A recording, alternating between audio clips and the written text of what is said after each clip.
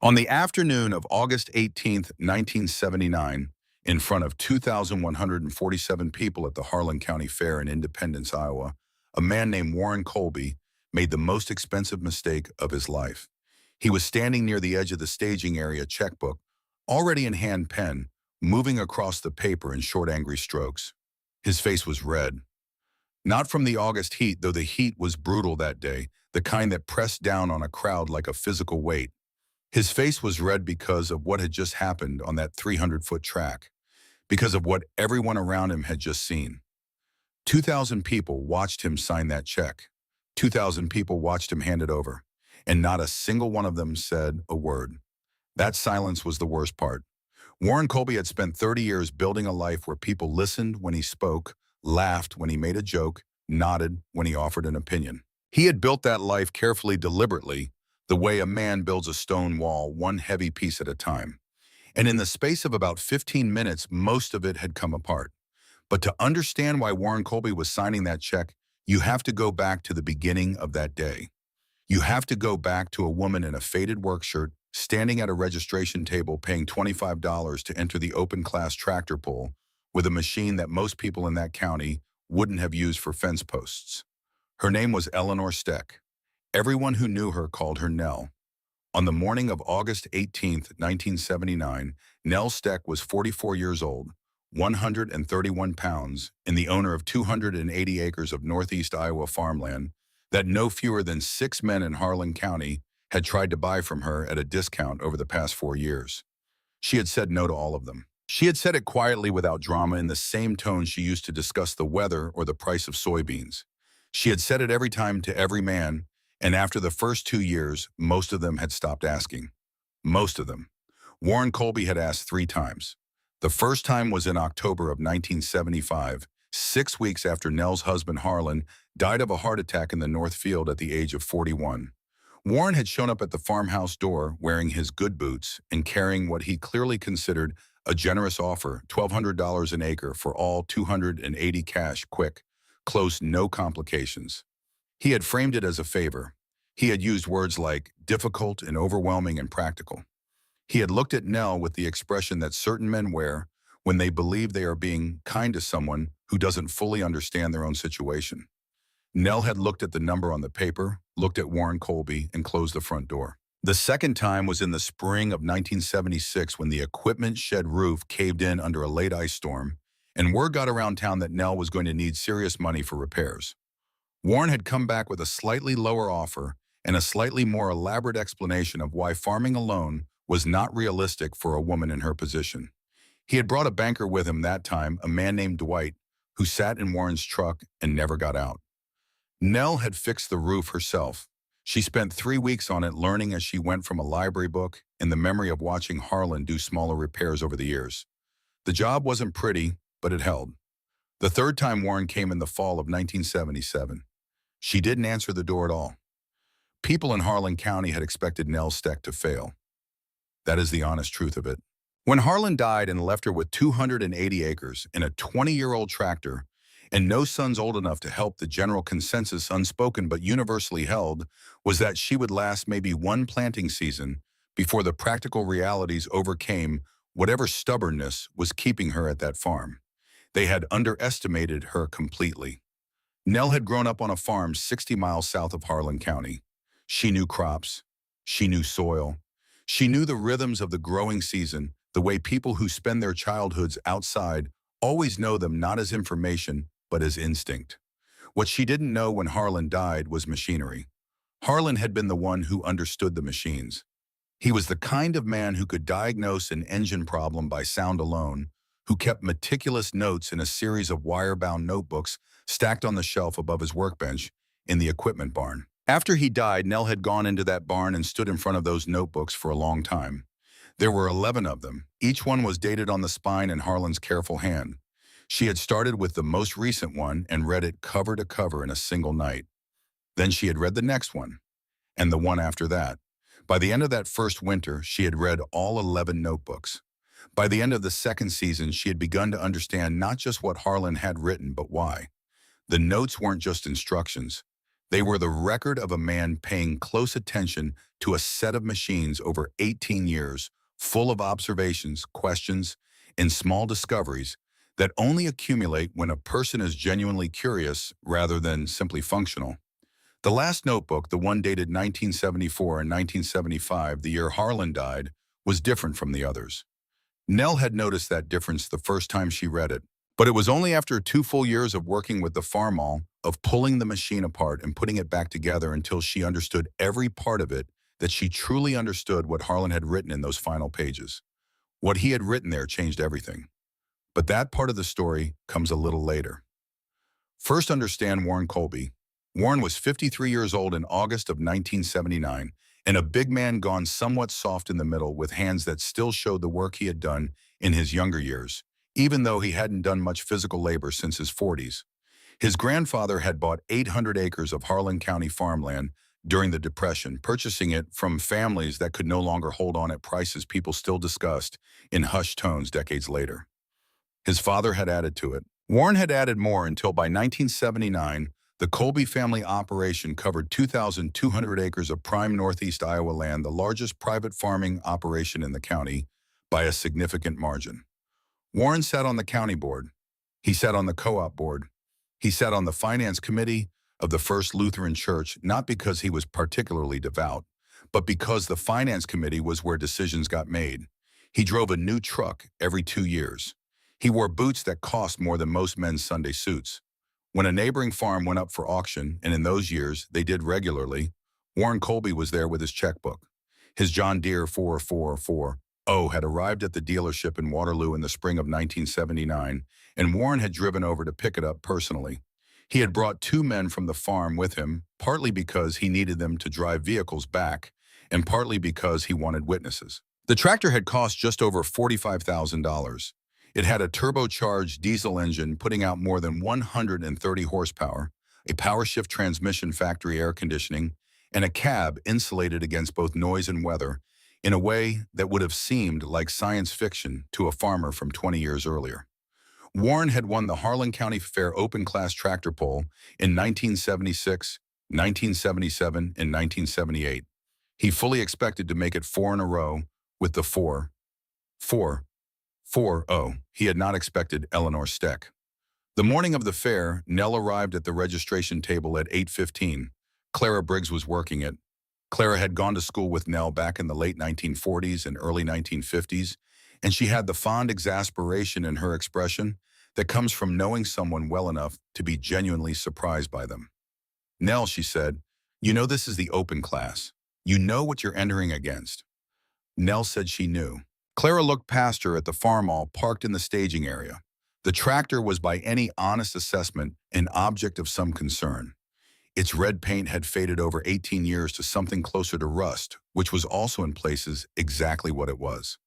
The left rear fender was secured with a length of baling wire twisted around the mounting bracket, a repair Harlan had made in 1972 that Nell had never bothered to redo because the wire held and there were always other things to fix. The exhaust stack was dark with years of carbon buildup.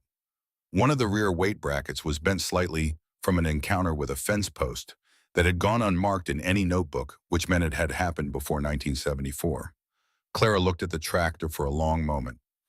"It's your entry fee," she finally said.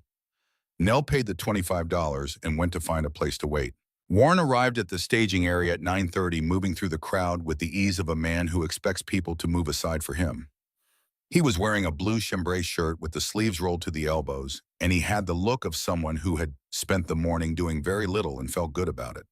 His John Deere was already in the staging area, having been trailered over the night before, standing among the other machines with the quiet authority of something manufactured recently and at considerable expense.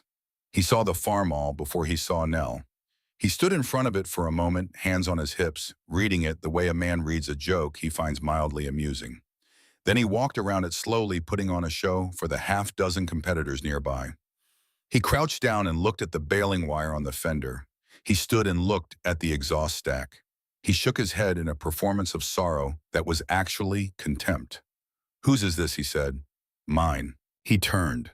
Nell was standing 10 feet away with a paper cup of coffee in her hand, watching him with an expression that gave away nothing.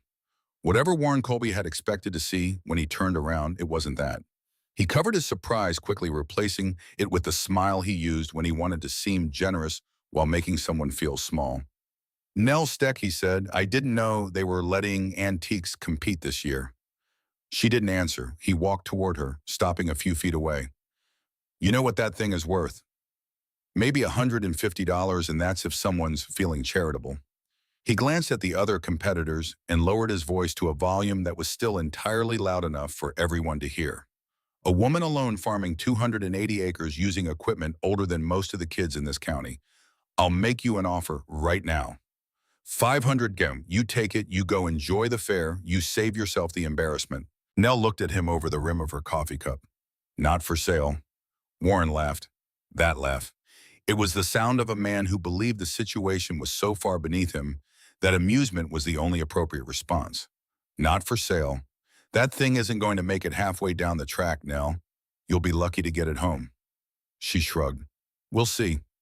It was the calm of her that bothered him, though he couldn't have articulated why. He was accustomed to people being affected by him by his size, his wealth, his certainty. Nell Steck was looking at him the way she might look at a weather forecast she'd already decided not to trust. He turned back to the other competitors, spreading his hands in theatrical bewilderment. And it was in that moment, watching Warren Colby perform his confidence for an audience listening to that laugh she had been hearing since she was 17 years old, that something settled in Nell's chest. Not anger, something older and quieter than anger. She had been in the 9th grade the first time she heard that laugh. Warren Colby was 2 years ahead of her, already broad-shouldered and loud, in the way of boys who have discovered that loudness creates a kind of space around them. She had been sitting at the back of the agricultural science classroom, the only girl enrolled that semester, when Warren had stood up in front of everyone and said with the confidence of someone delivering an obvious truth, girls from poor farms don't belong in technical classes. That's not cruelty, it's just practicality. They'll be wives or they'll move to the city. Either way, this is a waste of a seat. The teacher had not corrected him. Several boys had laughed that same laugh she was hearing now. Nell had not moved from her seat. She had stayed in that class through the full semester and received the highest mark in it, which Warren had never acknowledged and almost certainly did not remember. He didn't remember. She could see that clearly standing here in 1979 with a paper cup of coffee and 27 years of farm work in her hands. Warren Colby had long since forgotten the girl in the back of that classroom because that girl had never mattered to him. The forgetting was his own kind of insult. But she remembered. And what she remembered more than the words was the certainty in his voice, the absolute unexamined certainty that he could look at something and know its worth before understanding anything about it. $10,000, Warren announced. The staging area went quiet. $10,000 says that machine doesn't beat mine today. The silence stretched for 3 full seconds. Then Nell said, I'll take that bet. For a moment, nobody moved. Then someone in the nearby grandstand started laughing, the involuntary sound people make when something happens they genuinely didn't see coming. It spread through the crowd until what had been a quiet corner of the fairgrounds was suddenly very loud. 2,000 people looked at Eleanor Steck like she had lost her mind. On paper, she had. Warren's 4440 had more than twice the horsepower of a standard Farmall 560. It had modern engineering, modern fuel systems, modern everything. It was the best production farm tractor money could buy in 1979. Nell's machine was 18 years old, visibly deteriorating, and had been purchased used in 1967 for $2,800. But there was something about that Farmall that nobody in that county knew. Something Nell had spent years understanding. It had started with the last notebook. Harlan Steck had been thorough. That was the quality Nell had come to appreciate most in those 11 notebooks. His thoroughness, his refusal to accept that something was working without understanding why. In the spring of 1971, the Farmall had thrown a cracked head gasket, not unusual for a machine that age. Harlan had pulled the head himself, as he always did. What he found when the head came off was not what he expected. He had written about it carefully in the measured language he used for all his technical observations, but there was something underneath that language Nell had recognized even before she fully understood the content. Excitement, controlled, disciplined excitement, but excitement nonetheless. The pistons were wrong. Wrong in the sense that they were not the pistons International Harvester had put in a standard Farmall 560. They were heavier with a higher compression ratio. The camshaft had a profile he had never seen in any service manual. The block itself had markings he didn't recognize. He spent the next 4 months researching it. He made calls to a machinist in Cedar Rapids, to a former International Harvester engineer he'd found through the co-op, to a man in Illinois who ran a restoration business and knew the production history of every tractor IH had ever built. What he learned was this: the Farmall 560 was built from 1958 to 1963. By the early 1960s, International Harvester was already developing its replacement, a larger, more powerful machine that would become the Farmall 706. To develop the new engine components, they built a small number of test mules. Standard 560 frame standard in every outward respect, but fitted internally with prototype components from the 706 program. Higher compression, revised cam profile, different fuel delivery. Most of those test mules were destroyed after the evaluation was complete. One of them wasn't. Somehow, through a chain of events, Harlan had never been able to fully reconstruct. It had ended up at a dealership in Cedar Rapids, sold in 1967 as a used standard 560 to a man named Wendell Steck. Harlan's father, who had paid $2,800 for it because it ran better than any other machine on the lot, and he had always trusted his instincts about engines. Wendell Steck had never known what he was driving. Harlan had figured it out in 1971 and written the whole thing down in his notebook.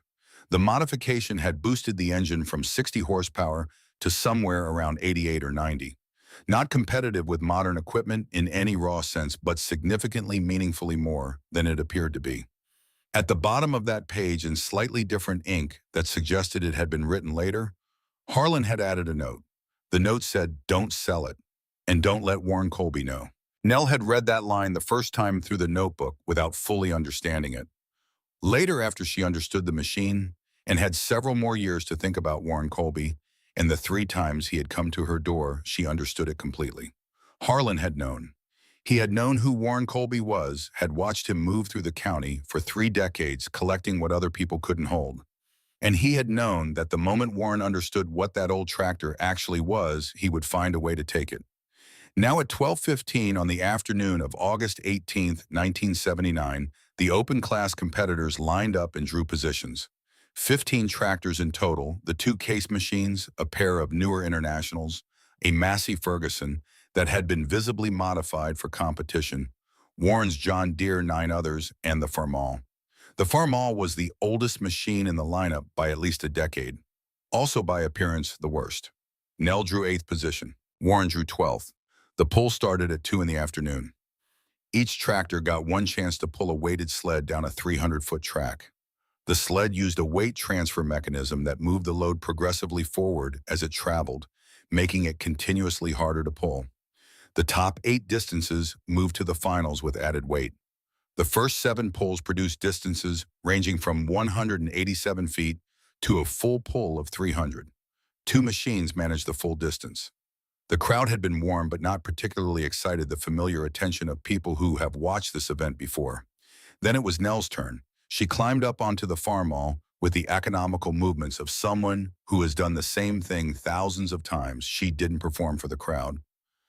She started the engine. It caught on the first crank. The sound it made was not what people expected.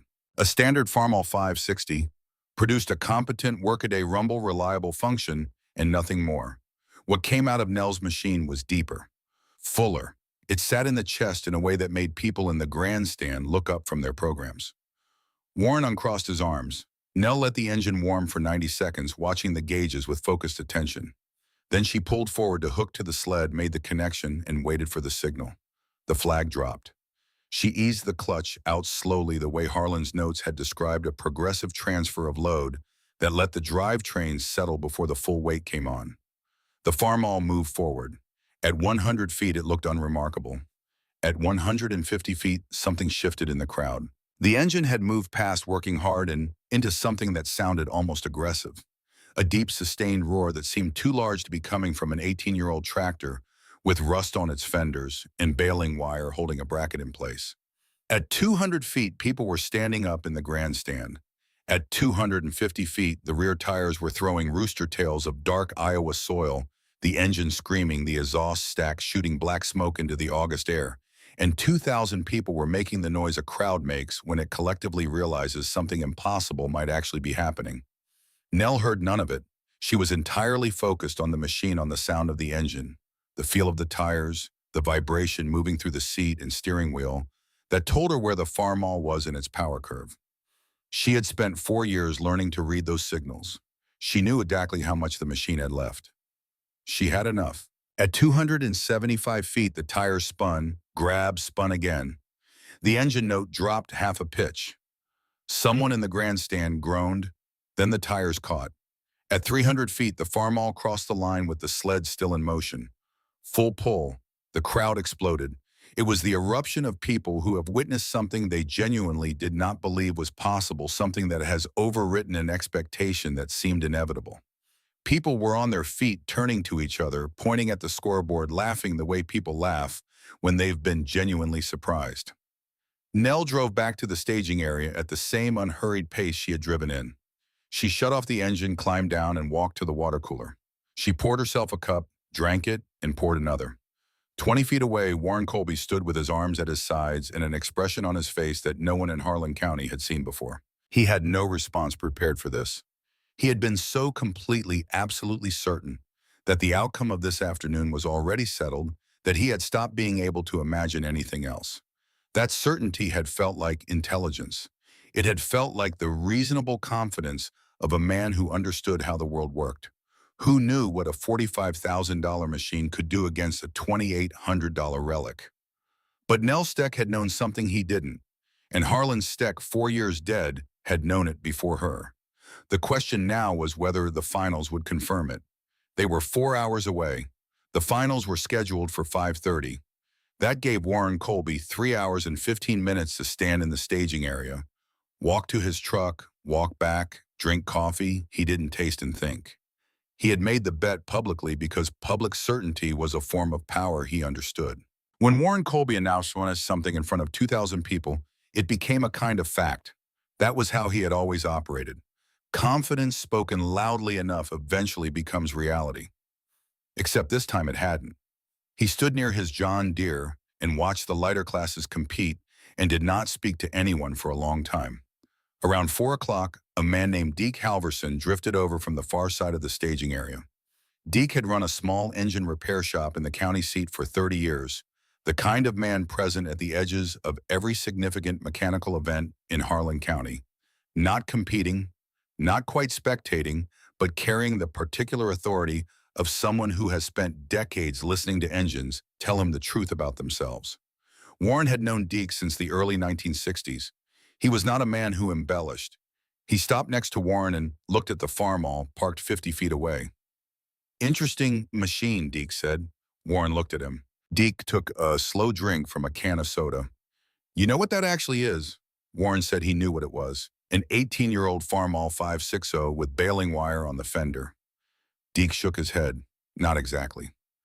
What came next took Warren a moment to process. Deke described it in the careful, technical language of a man who genuinely loved engines, the prototype designation, the modified internals, the 706 development program, the test mules built and then quietly dispersed or destroyed after evaluation. One of them ended up at a dealership in Cedar Rapids, Deke said, sold as a standard used 560 in 1967. Warren was quiet. Deke looked at him steadily. "You were there, Warren, that spring, 1967. You were shopping for equipment at that same dealership. The salesman showed you that machine, first said it ran better than anything else on the lot. You looked it over for about 90 seconds and moved on to the new case." Warren stared at him. "Wendell Steck bought it an hour after you left," Deke said. "I was there doing a service call. I watched the whole thing. The noise of the fair moved around them, and announcer's voice from the main stage, children music, the smell of cut hay and diesel, and something sweet from the food vendors near the entrance." Warren said quietly, "You knew what the machine was." Deke shook his head. "Not then. Harlan figured it out in 1971 when he pulled the head. He called me afterward, walked me through what he found, made me promise not to mention it to anyone. He was particular about that. said there were people in this county who would find a way to take that tractor if they understood what it was worth. He didn't say Warren's name. He didn't have to. Warren looked at the Farmall. He looked at Nell Steck, who was sitting on an overturned bucket 30 feet away, eating a sandwich and reading what looked like a machinery catalog. In 1967, a salesman had walked him up to that machine, and Warren had looked at it, same rust even then, same unremarkable appearance, and walked past without stopping. He had trusted his eyes. Wendell Steck had trusted something else. The distinction standing here now was not small. He walked back to his drawn Deere and began preparing for the finals. The top 8 machines had qualified both case tractors, the 2 internationals, the modified Massey Ferguson, 2 others, Warren's 4.44.0, and Nell's Farmall. The finals added 2,000 pounds to the sled. The grandstand had filled back up considerably since the qualifying rounds. Word had spread the way it always spread through a county fair, low and fast and touching everything. A widow, a rusty tractor, a $10,000 bet. People wanted to see what happened next. The first 4 machines in the finals pulled 235, 251, 247, and 268 feet. Good numbers. The crowd acknowledged them with the measured appreciation of people who understood what they were watching. Then Nell pulled her machine to the line for the second time. She went through the same routine, the same unhurried efficiency, the same 90-second warm-up, the same progressive clutch engagement. The crowd was paying attention from the first foot. At 200 feet, the Farmall's engine was working at the register. The crowd had learned to associate with something worth watching, that deep, improbable roar from a machine that looked like it should have been quietly rusting in a hedgerow somewhere. At 250 feet, the rear tires began to break loose. They spun, caught, spun again. The exhaust stack went dark with effort. Nell made 3 adjustments in the space of 4 seconds. Her hands on the wheel, her right foot on the throttle, her body shifting on the seat in a way that redistributed weight across the rear axle.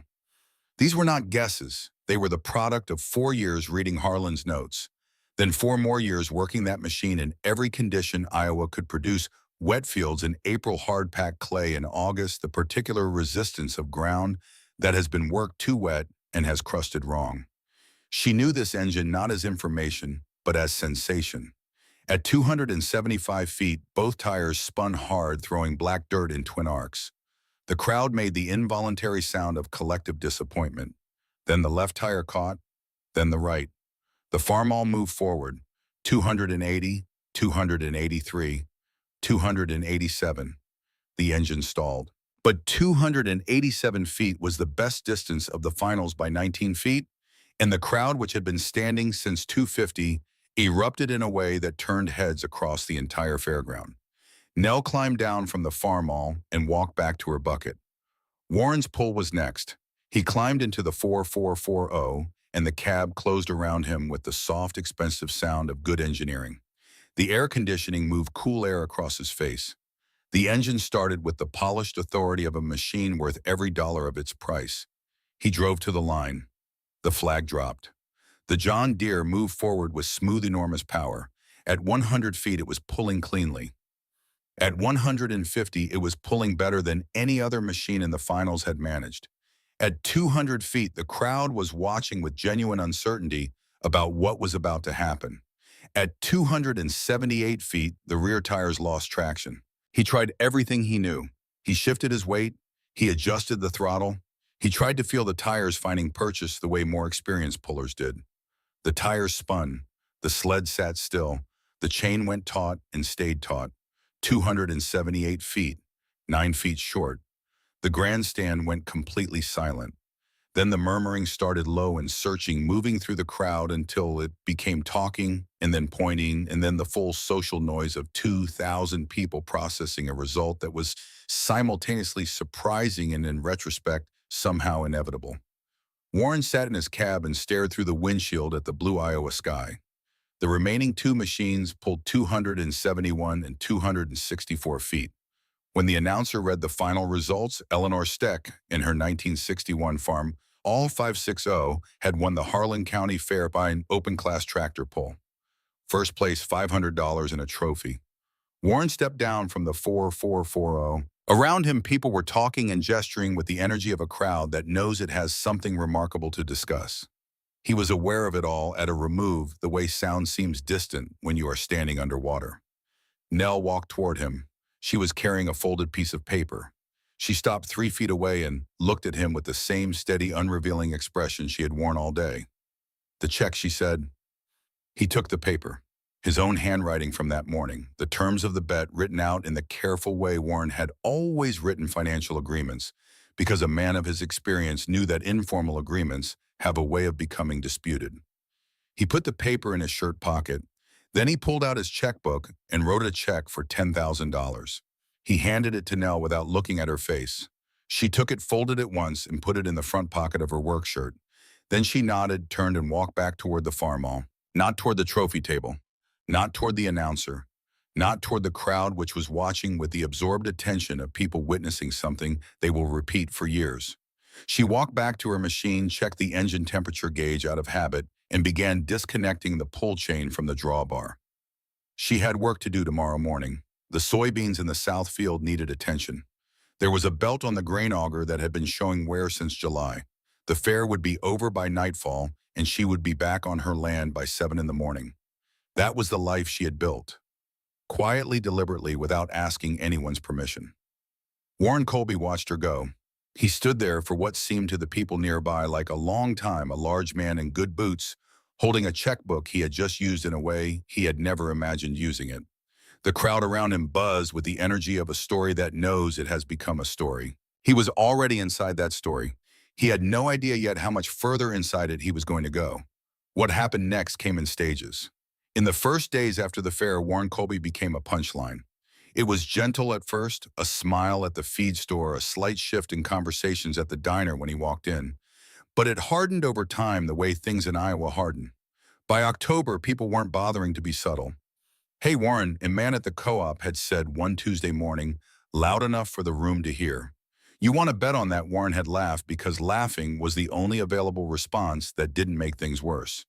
But he had driven home on back roads he didn't usually take, and sat in his truck in the equipment shed for 20 minutes before going inside. He stopped going to the diner. He stopped going to the co-op meetings. He found reasons to conduct most of his business by phone. Then in October of 1979, Warren Colby bought 400 additional acres of Harlan County farmland. He paid $2,600 an acre and financed the entire purchase through the bank. When people asked why he needed more land, he said it was a sound investment. What Marta Colby knew watching her husband across the kitchen table was simpler and sadder than that. Warren Hurt was not Warren calculating. Warren Hurt was Warren overreaching, spending more, building more, acquiring more, trying to construct through sheer accumulation a version of himself that the recent past had damaged. If he couldn't beat Eleanor Steck on a tractor pull track, he could at least beat her in acres owned. Marta had a brother in Des Moines who worked for a regional agricultural lender. What that brother had been saying privately for several months was not encouraging. She sat across from Warren in November of 1979 and told him as clearly as she knew how. Interest rates were moving in a direction that made highly leveraged land purchases something close to reckless. Warren listened. He nodded. He said he understood the concern. He didn't change anything. In 1980, the interest rate on a standard farm operating loan climbed past 14% and kept going. By 1981, it was approaching 18. Land values, which had been rising steadily through the 1970s and had driven a decade of borrowing across the Midwest, began to soften. Then to fall. Then to fall in a way that the word fall didn't quite capture, in a way that required words like collapse and crisis, the kind that ended farms that had been in families for 3 and 4 generations. Warren Colby had borrowed heavily before August of 1979. The 400 acres he purchased in October added significantly to a debt load already substantial. By the end of 1982, he owed the bank somewhere close to $800,000. His collateral, the land itself, worth considerably less than it had been 3 years earlier, covered perhaps half of that. He began spending more time in his office and less time anywhere else. Nell Steck during this same period had no debt. She had never borrowed against her land. Her operating costs were covered by what the farm produced, carefully managed and carefully spent. The $10,000 from Warren Colby's check went into a savings account in September of 1979 and stayed there. She would tell someone years later that it didn't feel like her money. It felt like something she was holding for a purpose she hadn't yet understood. In the fall of 1981, Marta Colby sat down at the kitchen table after Warren had gone out to the barn and wrote a letter. She wrote it by hand on plain white paper in the careful cursive she had learned in school 40 years earlier. She addressed it to Eleanor Steck Rural, Route 4, Harlan County. She sealed it, stamped it, and mailed it the next morning before Warren was up. The letter was 3 paragraphs. The first said that Marta was writing without Warren's knowledge and intended to keep it that way. The second described in general terms what Warren had been doing with their finances and where the situation appeared to be heading. The third said that in the event of a foreclosure or forced auction, Warren had already indicated to their attorney that the Steck farm would be among the properties he intended to bid on because at a distressed price, it would improve the broader balance sheet regardless of what it cost him short term. The last sentence said, "I thought you had a right to know what he's planning. I'm sorry for the parts of this that aren't your problem." Nell read the letter twice. She folded it and put it in the top drawer of her desk under the notebooks. She didn't write back. There wasn't anything useful to say. But she began setting aside more from each harvest. She consolidated small expenses. She deferred things that could be deferred. She made the Farmall last another year on repairs that a less knowledgeable person would have replaced. She added steadily to the savings account. She waited. In the spring of 1983, a young man knocked on Nell's barn door on a Tuesday afternoon when the light was going flat and golden across the fields. He was about 20 years old, not tall, with the look of someone raised with money who was only beginning to understand what it doesn't give you. He said his name was Reeves Colby. He said he'd heard she knew more about old farm equipment than anyone in the county. He said he'd like to learn. He would work for nothing and ask nothing except to be shown. Nell looked at him for a moment. She knew who he was. She had seen him at the fair in 1979, a skinny 16-year-old standing near the staging area with wide eyes when the Farmall crossed the 300-foot line. She had not forgotten that face. She thought about what Harlan would have said. She already knew the answer. He had written it in the third notebook in a context that had nothing to do with this situation but applied to it completely. The boy can't choose his father. But what a person does with what they've been given. That's where character starts. She told Reeves to come back Saturday morning at 6 ready to work. He came back. He kept coming back.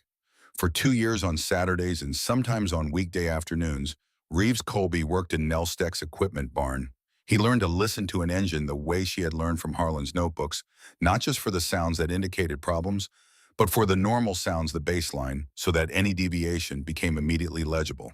He learned to read wear patterns, to understand why certain failures happened in certain conditions, to think about a machine as a system where everything connected to everything else. He was a good student, better than she had expected. Nell did not tell him she knew who his father was. She didn't hide it either. She simply didn't make it the point of anything because it wasn't. What happened in that barn on Saturday mornings had nothing to do with a tractor pull in 1979 or a $10,000 check, or a man who had spent 30 years measuring everything by its surface. It had to do with learning something real. In the spring of 1985, Reeves knocked on her farmhouse door on a Wednesday evening, which was not a day he usually came.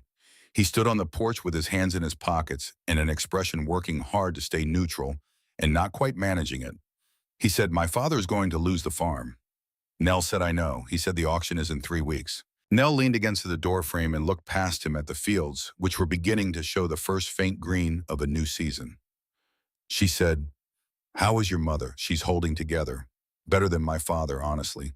She was quiet. He said, "I'm not here to ask you for anything. I just thought." He stopped. He looked at his boots. "I don't know what I thought." She looked at him. This young man who had spent 2 years learning to hear an engine tell the truth about itself, learning that the outside of something was not always the whole story. His father's son, in some ways. In other ways, something his father had never managed to become. "Go home, Reeves," she said. "Tell your mother I might be coming by. Tell her to put on coffee." He left. Nell stood in the doorway a while longer, watching the light change across the fields. Then she went inside, opened the top drawer of her desk, and took out 2 things: the letter Marta Colby had written her in 1981, its folds soft now from years of handling, and the last of Harlan's notebooks, the one with the different ink on the final pages. She sat at the desk and read both of them again, though she had long since memorized every word. Then she went to bed. 3 days later, she drove to the Colby farm. The morning was cold for March. Nell drove the 12 miles with the heater running and both hands on the wheel, watching the flat Iowa landscape move past fields, still showing the gray-brown of last year's residue, bare trees, marking drainage ditches and property lines, the sky low and the color of old pewter.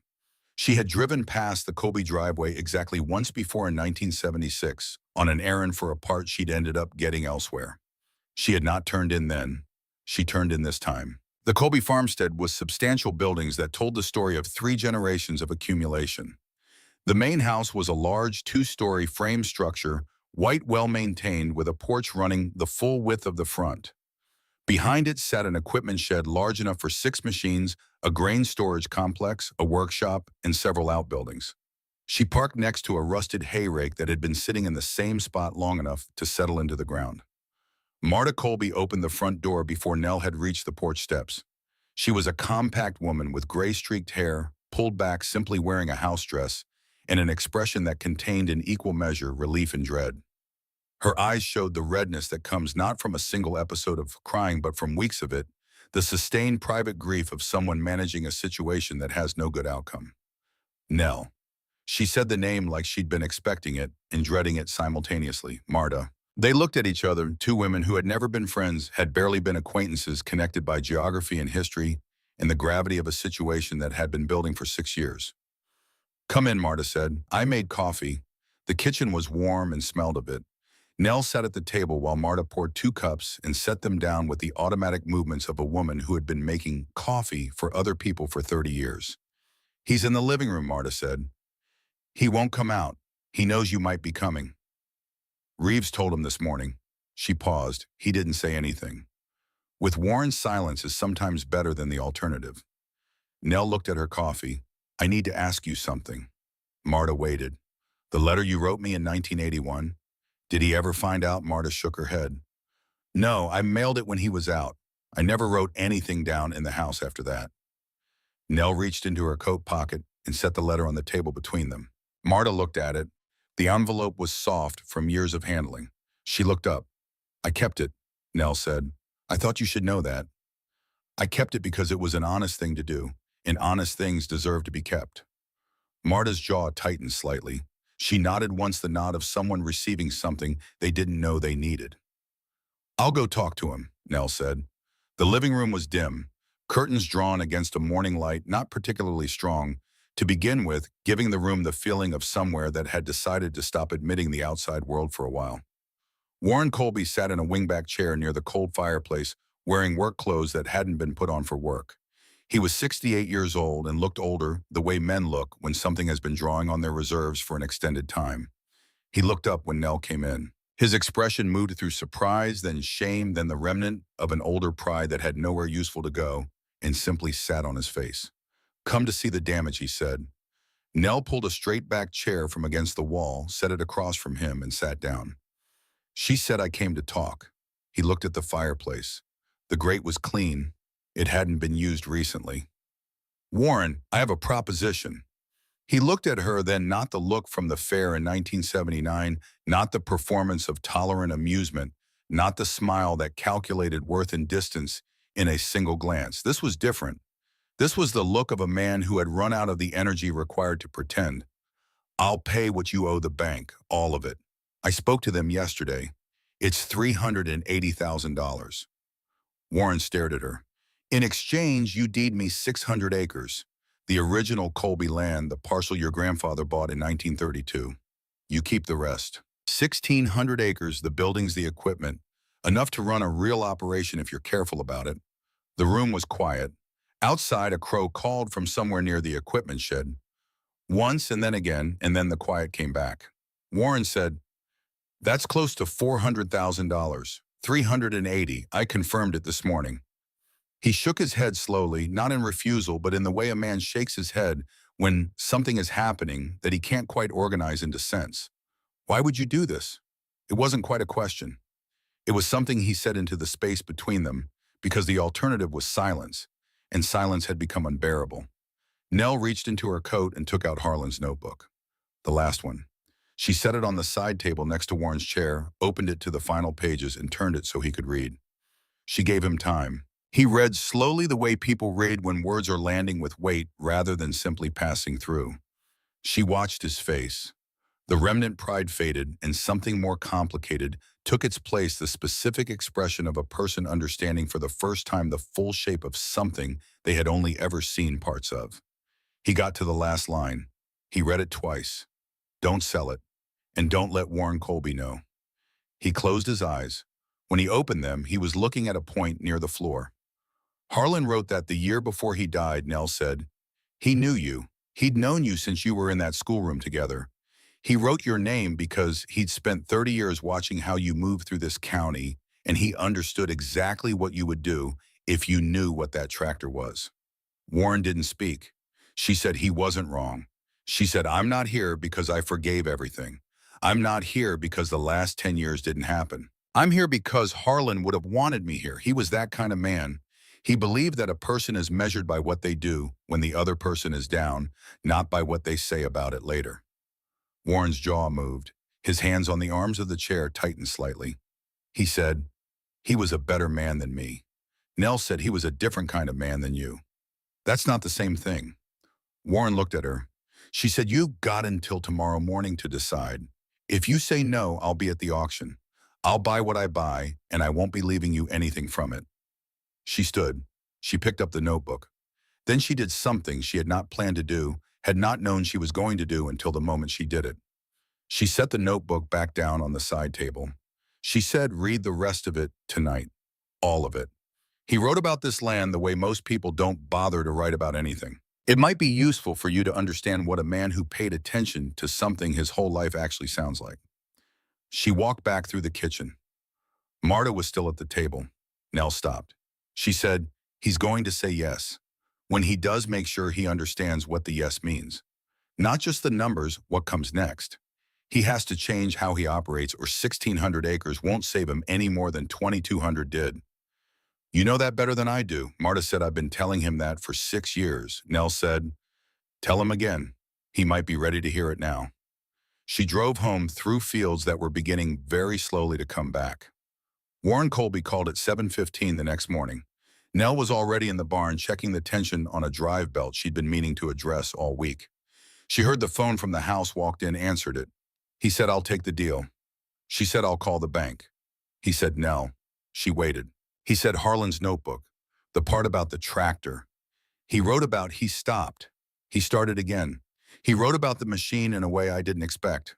Like it was, he couldn't find the end of the sentence. Nell said he wrote about everything that way. She hung up, called the bank, and began the process. The paperwork took 11 days.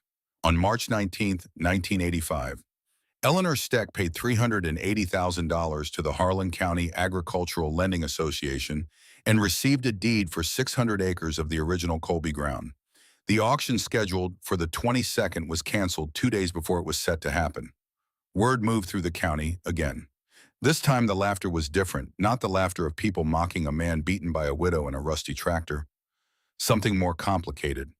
Something that required more than one emotion to contain. Nell didn't pay attention to any of it. She had 600 new acres to assess and a farm to run. Warren Colby in the years that followed became a different kind of presence in Harlan County. The change was not sudden and not complete. A man who has spent 3 decades being a particular kind of person does not simply become another kind. But the direction was different, and direction sustained over time eventually becomes destination. In 1987, he sold the John Deere 4440. He had held on to it for 2 years after the fair, partly from stubbornness, and partly because letting it go felt like admitting something he wasn't ready to admit. When he finally sold it, he bought a used International that was 10 years old and needed work. He took it to Nell's barn on a Saturday morning and asked if she'd show him what needed doing. She showed him. Reeves was there that morning. He had continued coming on Saturdays even after his father's situation resolved, because what he was learning had become genuinely important to him in ways that had nothing to do with his father at all. Warren watched his son move around the International with the easy competence of someone who had been doing this for 4 years. The expression on Warren's face was something Nell had not seen on it before. Real humility. Not the strategic kind, not the modesty of a man positioning himself, but the quiet attention of someone who has discovered that other people know things he doesn't, and has decided that this is worth sitting with rather than correcting. He came back the following Saturday, and the one after that. He stopped attending county board meetings for the wrong reasons and started attending them occasionally for the right ones. He stopped arriving at foreclosure auctions with his checkbook poised, or at least when he did arrive, he was quieter about it. He listened more at the co-op. He asked questions he would have considered beneath him a decade earlier. People noticed. People in small places always notice. The story of Warren Colby and the tractor pull didn't disappear. Those stories never disappear in county-sized communities. But the way people told it changed over time. It became less about mockery and more about something harder to name, a story about the distance between surface and substance, about what happens when a man is wrong in the most public possible way and then has to decide who to be afterward. In September of 1994, on a harvest morning with the soybeans ready, Warren Colby's tractor stopped in the middle of his north field.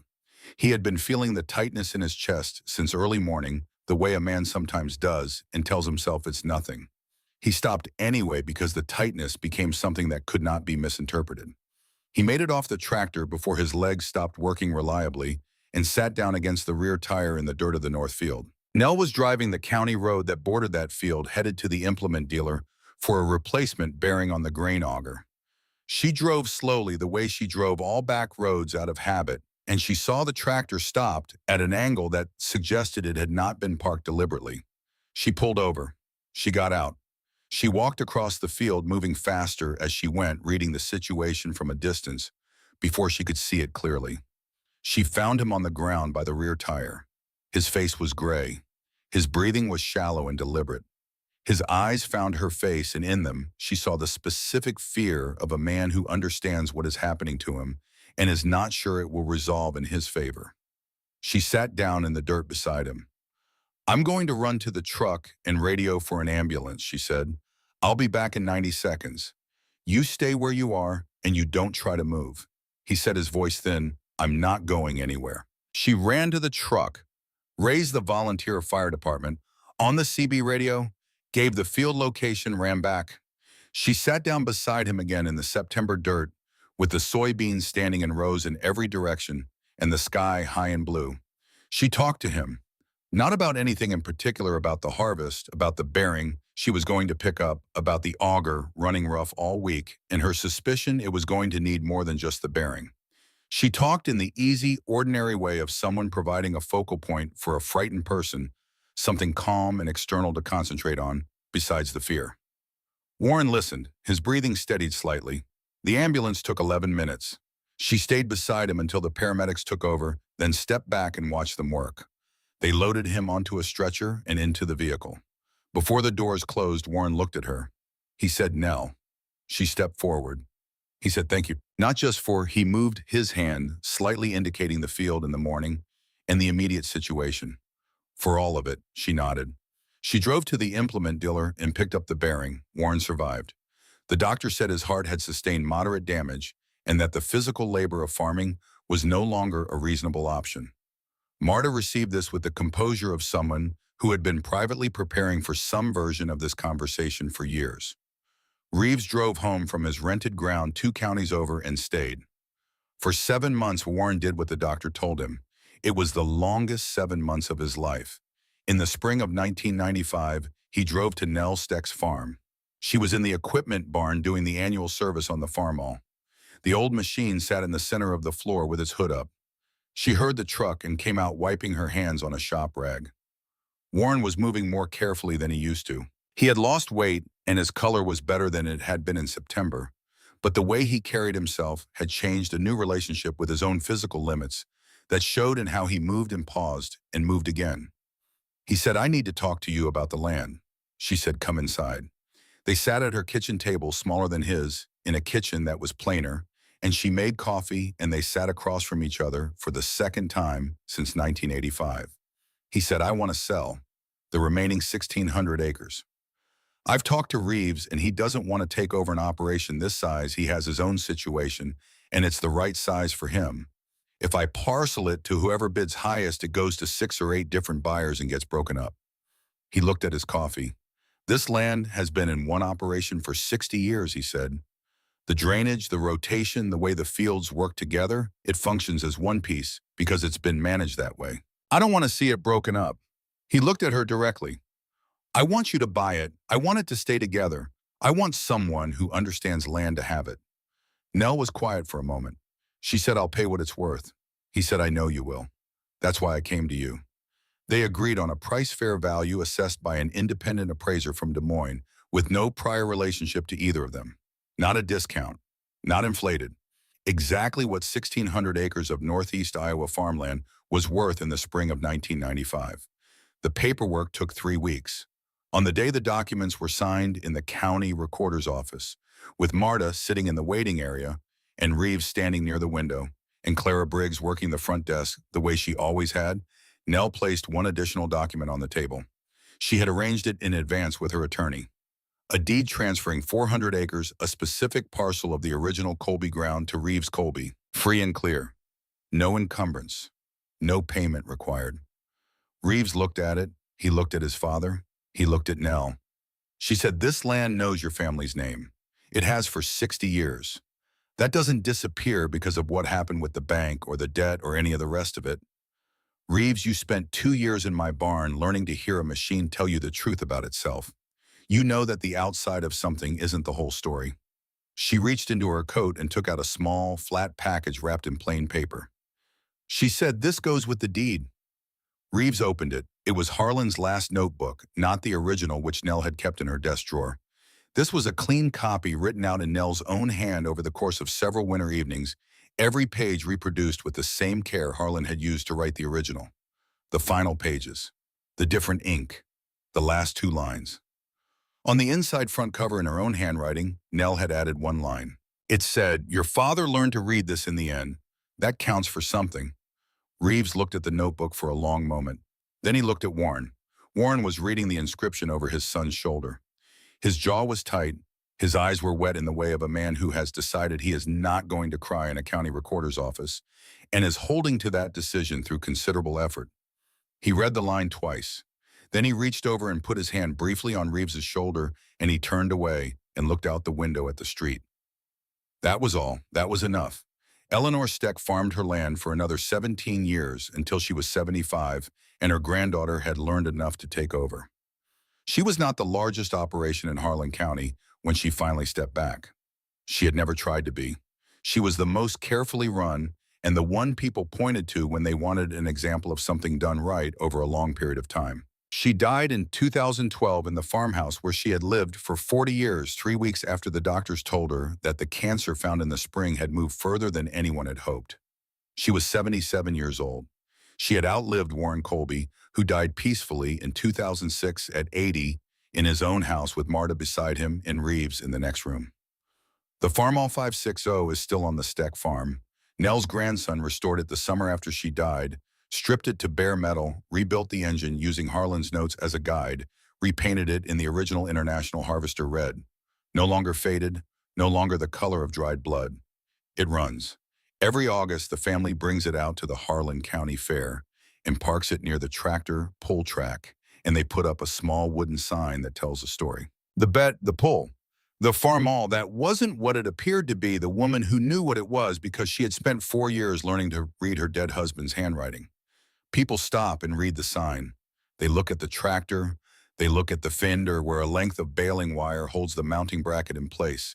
Nell's granddaughter put it there herself, twisted the same way because some details are worth keeping. They shake their heads. Hard to believe they say. That old thing. But if you know the story, and most people in Harlan County, do you understand that the story was never really about the tractor? It was about a woman who sat alone in a barn on a winter night in 1975 reading her dead husband's handwriting by a single work light, deciding she was going to understand what he had understood. It was about what happens when a person pays attention to something long enough and carefully enough that they begin to see past the surface to what is actually there. It was about a girl in the back row of an agricultural science class in 1952 who stayed in her seat when a loud boy said she didn't belong, received the highest mark in the class, and waited 27 years for the right moment to prove that the loud boy had been wrong about everything he thought he understood. The rust does not tell you anything about what is underneath. The baling wire does not tell you anything about the engine. And a widow's dress does not tell you anything about what that woman knows, what she has learned, what she is carrying, or what she is capable of doing with it. Harlan Steck knew that. He wrote it down. Nell proved it in front of 2,000 people on a hot August afternoon in Harlan County, Iowa, and then spent the next 33 years proving it in every other way a person can.